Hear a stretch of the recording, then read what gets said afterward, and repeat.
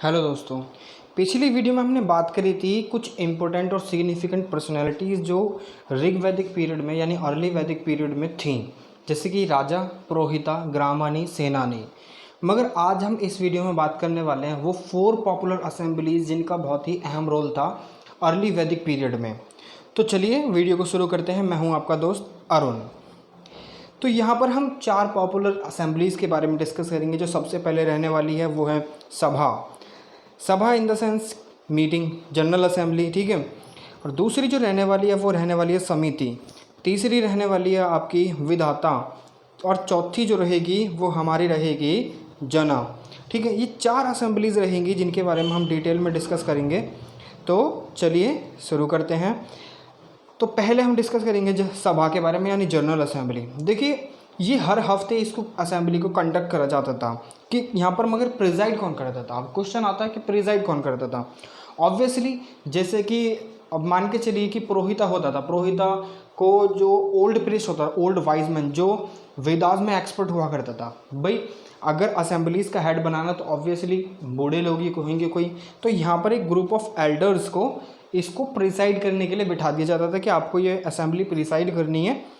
और ये एक तरह से जनरल असेंबली हुआ करती थी जिसमें वुमेन का पार्टिसिपेशन मैंडेटरी था।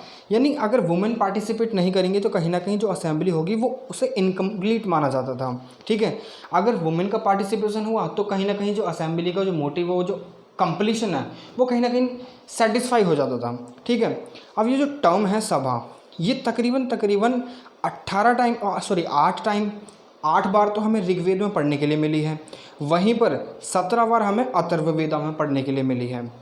और ये जो असेंबली में ओवरऑल पार्टिसिपेशन यानी सबका पार्टिसिपेशन दिखाया गया है, चाहे वो वुमेन हो, चिल्ड्रन हो, किंग हो या कोई भी सिग्निफिकेंट पर्सनैलिटी अर्ली वैदिक पीरियड में हो, सबका पार्टिसिपेशन यहाँ पर दिखाया गया है। अब यहाँ पर जर्नल व्यूज़ वगैरह और डोमेस्टिक इशूज़ के जो क्लान के हुआ करते थे ना, उन सारी चीज़ों के ऊपर डिस्कस वगैरह हुआ करता था। और यहाँ पर जैसे कि जो एलिमेंट्स हैं डोमेस्टिक, पॉपुलर सोवेरेनिटी, जर्नल विल, ये सारी चीज़ें विटनेस थी।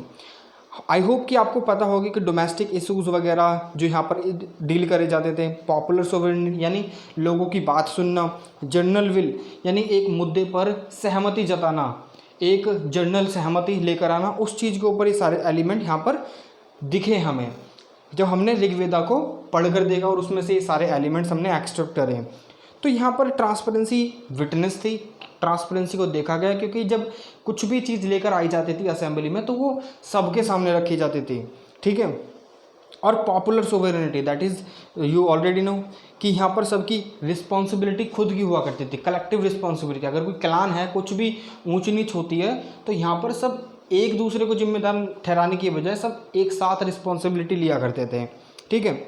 अब यहाँ पर सबकी वॉइस को सुना जाता था।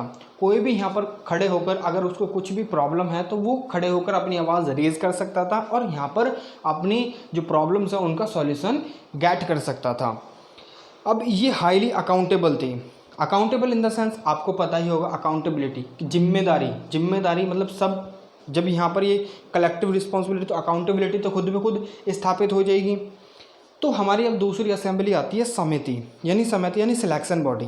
यहाँ पर सिलेक्शन बॉडी क्यों? क्योंकि यहाँ पर जो ना युवराज यानी क्राउन प्रिंस को सिलेक्ट किया जाना था।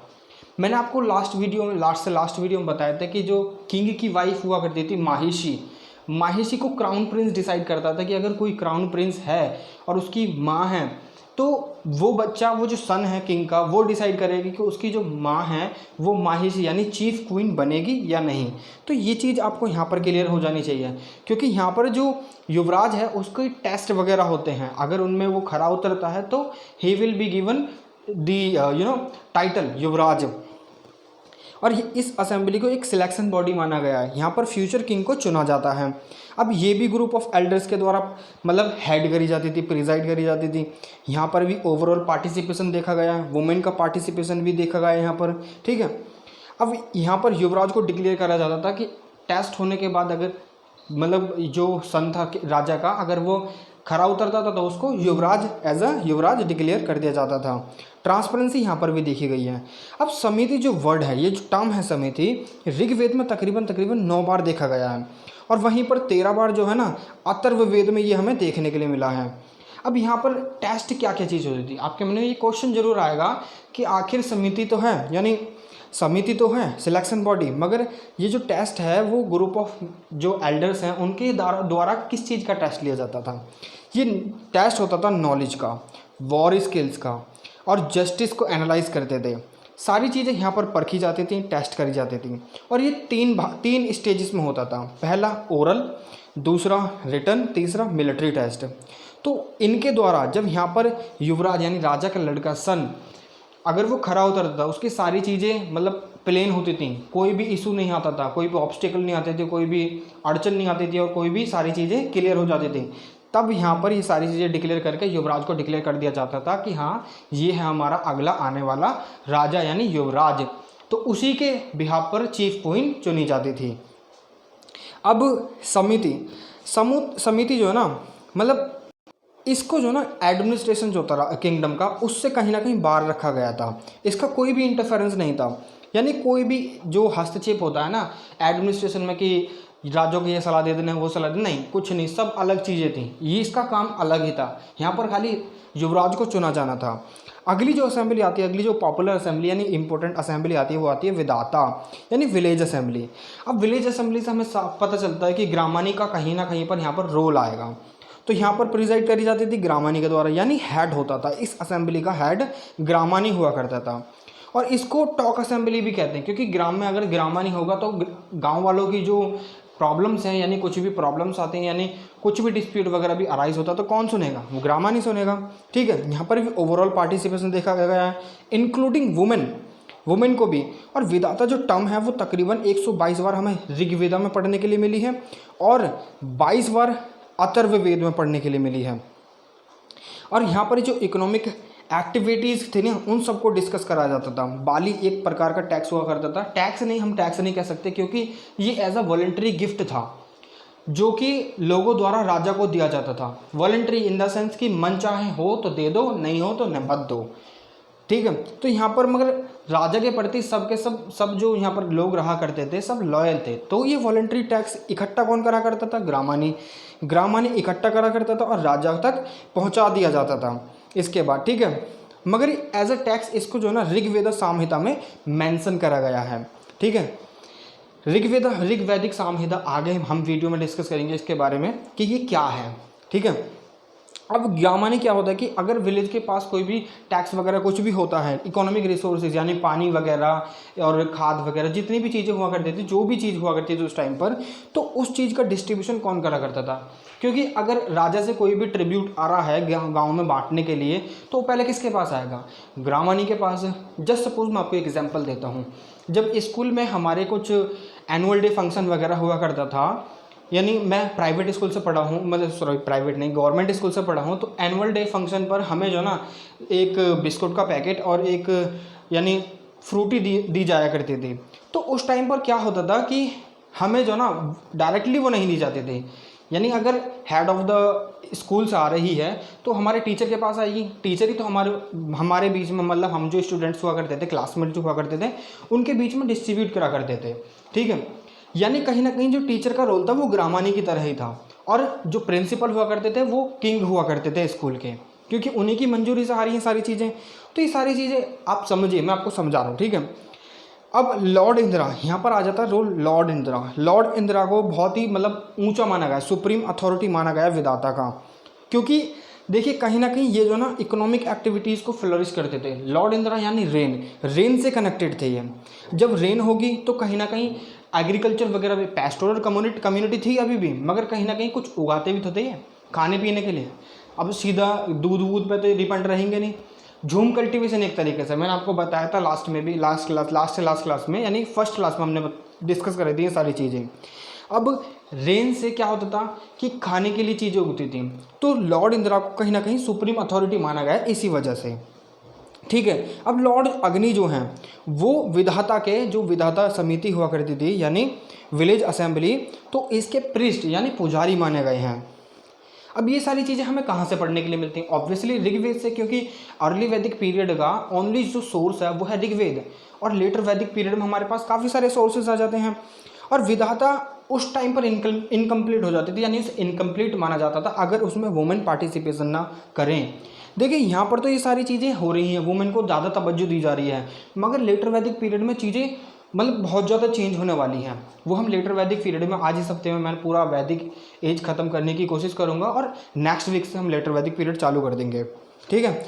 अब यहाँ पर Soma at the end of the day, यानी जब विलेज असेंबली का लास्ट डे हुआ करता था तो यहाँ पर क्या होता था, मतलब दिन में पूरे दिन असेंबली लगी और लास्ट में क्या होता था कि जो सोमा था, सोमा यानी आज के समय पर वाइन कहते हैं इस चीज़ को, तो वो कंज्यूम करा जाता था सबके द्वारा इंक्लूडिंग चिल्ड्रन भी मतलब सोमा को कंज्यूम करते थे।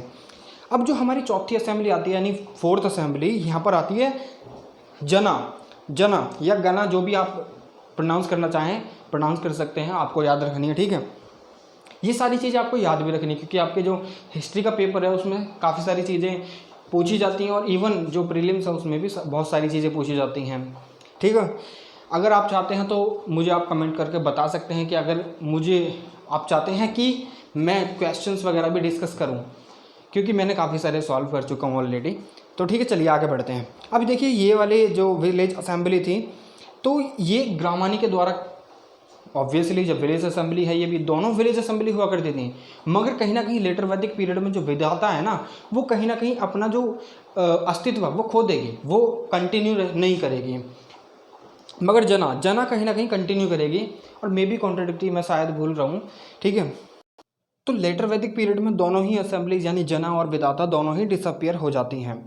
अब ये जो जना है ये भी ग्रामानी के द्वारा ही प्रिसाइड करी जाती थी यानी हेड करी जाती थी। अब इसमें क्या होता था, जो लोकल डिस्प्यूट्स हुआ करते थे ना गांव वगैरह के, सिविल से रिलेटेड यानी क्रिमिनल से रिलेटेड, वो सारे के सारे ग्रामानी के द्वारा ही प्रिसाइड करे जाते थे, उनका रेजोल्यूशन वगैरह भी। अब जो ग्रामानी था वो ही डिस्पेंसर था जस्टिस का, उसी के द्वारा जस्टिस को भी डिस्पेंस करा जाता था लोगों में कि क्या होना है किस चीज़ का और क्या नहीं होना।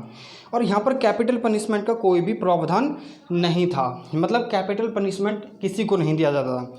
पनिशमेंट किस प्रकार की दी जाती थी, आज के समय में तो कैपिटल पनिशमेंट का प्रावधान है हमारे कॉन्स्टिट्यूशन में भी, प्रेसिडेंट के द्वारा अलाउ कर दी जाती है, मगर उस ज़माने में क्या हुआ करता था, scolding, beating on the arms यानी उंगलियों पर मारना और हथेली पे मारना और लेग्स टांगों में मारना और एक दिन के लिए बात ना करना और भूखा छोड़ देना, ये सारी पनिशमेंट दी जाती थी उस समय पर, यानी कोई सीवियर पनिशमेंट नहीं थी। अब ये जो टर्म है जना, ये तकरीबन 17 बार हमें ऋग्वेद में देखने के लिए मिली है, वहीं 3 बार हमें अथर्ववेद में इसके अवशेष यानी एविडेंसेस मिले हैं, ठीक है। अब पुरोहिता क्या क्या हुआ करता था कभी कि यहाँ पर जो जना में जो ग्रामानी था उसके द्वारा हेड करी जाती थी, मगर कुछ कुछ पनिशमेंट ऐसी आ जाती थी, कुछ कुछ केसेस ऐसे आ जाते थे जिसका जो सॉल्यूशन था ग्रामानी के पास नहीं हुआ करता था।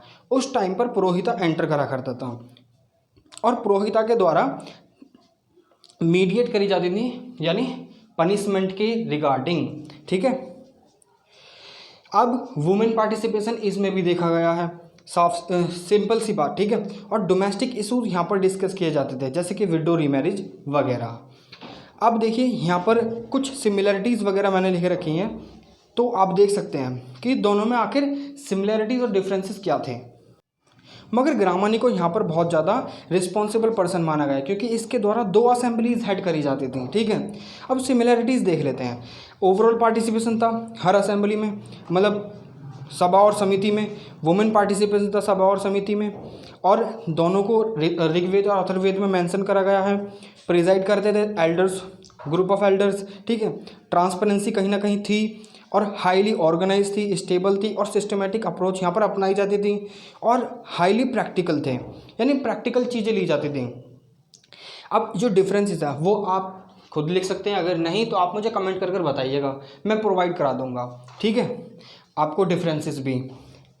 अब जो अर्ली वैदिक पीरियड, मगर मैं चाहता हूँ उससे पहले कि आप एक बार अपना दिमाग दौड़ाएं और जो डिफरेंसेस हैं वो खुद राइट डाउन करें, ठीक है। अब ये जो अर्ली वैदिक पीरियड में पॉलिटी थी वो धर्म के बेस थी क्योंकि ट्राइबल सिस्टम यहाँ पर फॉलो किया जाता था और हाईली डिसेंट्रलाइज थी यानी सेंट्रलाइजेशन किंग के हाथ में ही सारी चीज़ें नहीं थी, ठीक है। यहाँ पर बांट रखे थे, क्या काम बांट रखे थे कि किसको क्या क्या काम करना है, और पुरोहिता को सुप्रीम अथॉरिटी माना गया है क्लान का। तो ये थी 4 असेंबली, 4 पॉपुलर असेंबली अर्ली वैदिक पीरियड की। आपको ये वीडियो कैसी लगी मुझे आप कमेंट कर ज़रूर बताइए। शेयर कीजिए वीडियो को, अगर पसंद आए तो लाइक कीजिए और सब्सक्राइब ज़रूर कीजिए चैनल को। तो आपका बहुत बहुत धन्यवाद है, आपने मेरी वीडियो को पूरा देखा। तो आपसे फिर मुलाकात होगी एक और नई वीडियो में नई इन्फॉर्मेशन के साथ। तब तक के लिए जय हिंद।